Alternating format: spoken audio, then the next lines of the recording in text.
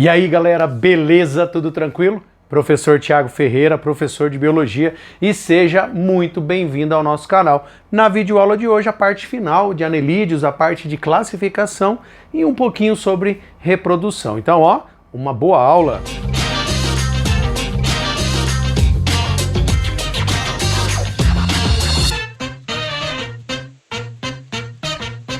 Bom, galera, seja muito bem-vindo à nossa segunda parte da aula, tá? Nessa aula nós vamos focar em cima da parte de classificação do grupo dos anelídeos.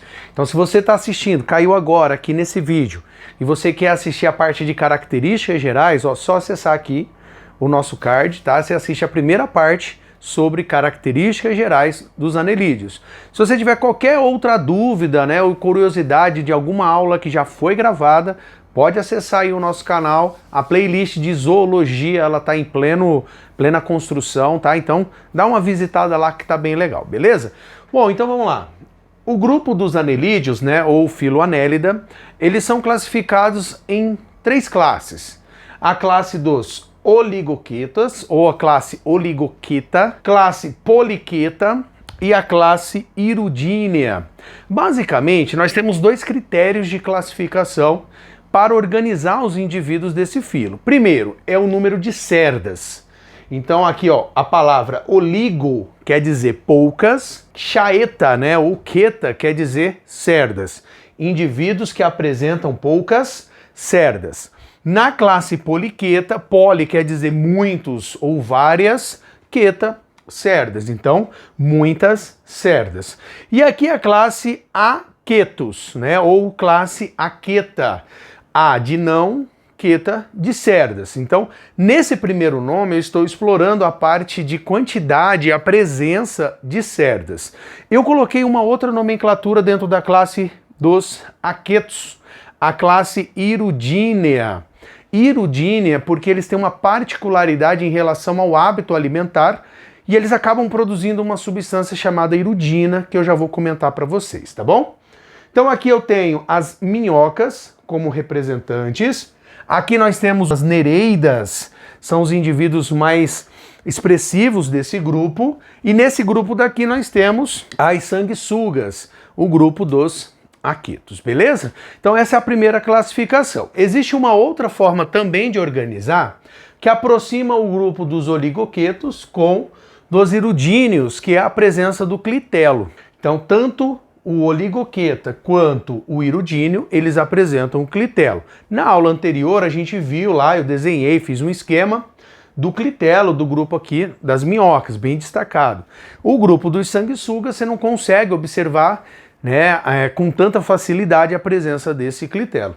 E o grupo dos poliquetos não tem, né, o clitelo, beleza? Então vamos lá, eu vou encontrar prioritariamente as minhocas vivendo em ambientes terrestres úmidos. Então destaquei essa informação. Vamos destacar aqui a informação bastante interessante, eu já tinha comentado na parte de digestão, né, no processo de formação do humus e a aeração do solo. Aqui entra numa contribuição ecológica que esses indivíduos têm em relação, né, à sua sobrevivência no meio, tá?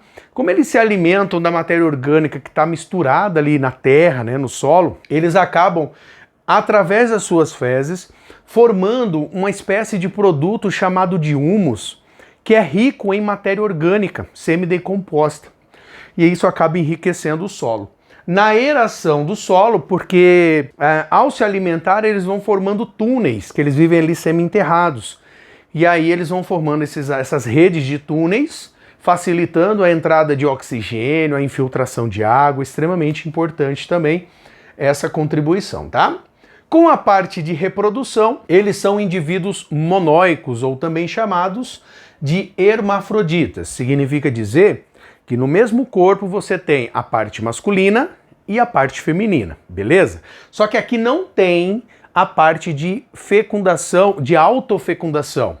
Aqui vai acontecer a fecundação cruzada. Então eu preciso de duas minhocas fazendo troca simultânea de gametas, beleza?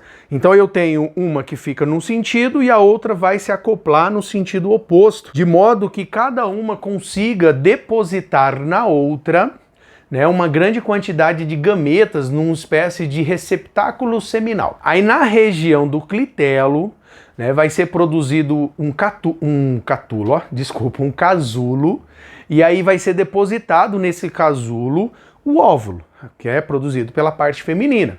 Esse casulo, ao se deslocar pelo corpo do indivíduo em direção à região anterior, ele passa por esse receptáculo seminal e acaba ali também colhendo os espermatozoides. Então, a fecundação, o encontro, vai acontecer dentro desse casulo. Então, além da fecundação ser cruzada, ela é externa. Aí esse casulo vai se desprender do corpo da minhoca e aí vão gerar os ovinhos ali dentro e vai sair uma minhoquinha semelhante à da minhoca adulta. Então, não tem a formação de larva, de estágio larval. Beleza? Então, um detalhezinho a respeito da reprodução.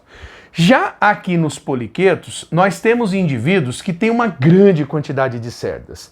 Eles são também muito destacados por apresentar expansões laterais chamadas de parapódios, onde vão estar localizadas as cerdas. Então, basicamente, eu encontro esses indivíduos vivendo dentro do ambiente marinho, a grande maioria, né, o estouro de indivíduos dentro, né? E ainda aqui nós temos indivíduos que são mais expressivos em termos de quantitativo, até mesmo em relação ao grupo das minhocas, tá? Então, os parapódios, eles vão ajudar no deslocamento, na locomoção e também vão auxiliar nas trocas gasosas nesse ambiente aquático, tá? Então, extremamente importante. Os outros dois grupos não apresentam os parapódios, tá? Eles, em relação aos dois grupos, também apresentam uma cabeça diferenciada, repleta de apêndices sensoriais. Então, você vai ver tentáculos, órgãos táteis, olhos, tá? Então, bastante interessante essa informação a respeito dos poliquetos. E em relação à reprodução, eles são indivíduos bem diferentes dos outros dois. Eles são dioicos, tem um corpo produzindo gameta masculino, outro corpo produzindo gameta feminino. A fecundação é externa, então ambos os indivíduos depositam num ambiente os gametas e lá vai ocorrer o encontro. E aí eu tenho o desenvolvimento indireto, a formação de uma larva chamada trocófora, muito semelhante à larva lá dos moluscos, tá? Esses indivíduos, eles podem ter vida livre, movimentando-se no substrato marinho, como também, né, viver semi-enterrado dentro de túneis que eles formam ali próximo ao substrato. E o nosso terceiro grupo, o grupo dos hirudíneos ou aquetos, representa o grupo que não tem cerdas, tem clitelo e tem uma substância chamada de hirudina, que está muito relacionada ao hábito alimentar desses indivíduos. Eles são hematófagos, eu destaquei isso daqui, ó, eles são hematófagos. Então, quando eles fazem as perfurações através da ventosa anterior, eles acabam liberando essa substância que vai impedir que ocorra a coagulação do sangue durante a alimentação desses indivíduos.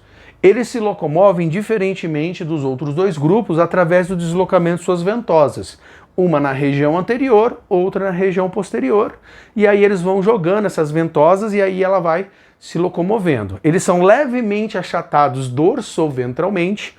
E uma informação bastante interessante é que esses indivíduos são muito utilizados numa espécie de medicina alternativa para ajudar na recuperação de tecidos lesionados, tecidos que passaram por processo cirúrgico, para estimular a circulação de sangue nessa região que foi lesionada, beleza? Em relação à reprodução, basicamente segue o mesmo princípio da classe dos oligoquetos, beleza? Então, bem interessantezinho esse grupo, tá? Pode ser destaque aí em várias questões aí dos nossos vestibulares.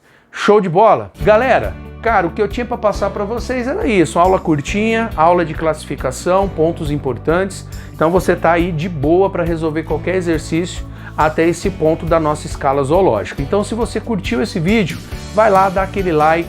Se você puder se inscrever no canal para acompanhar as novidades, os vídeos lançados toda segunda e quinta-feira. E se puder ainda compartilhar nos seus grupos de estudo, você vai ajudar o canal a chegar cada vez mais na porta de pessoas que não têm acesso ou não conhecem o mesmo, beleza? Se você quiser me seguir nas redes sociais, meu Facebook, o Instagram, onde a gente pode trocar ideias, de vez em quando eu coloco ali alguns materiais também de reforço aos nossos estudos. Show? Beleza? Então, ó, bons estudos e fui!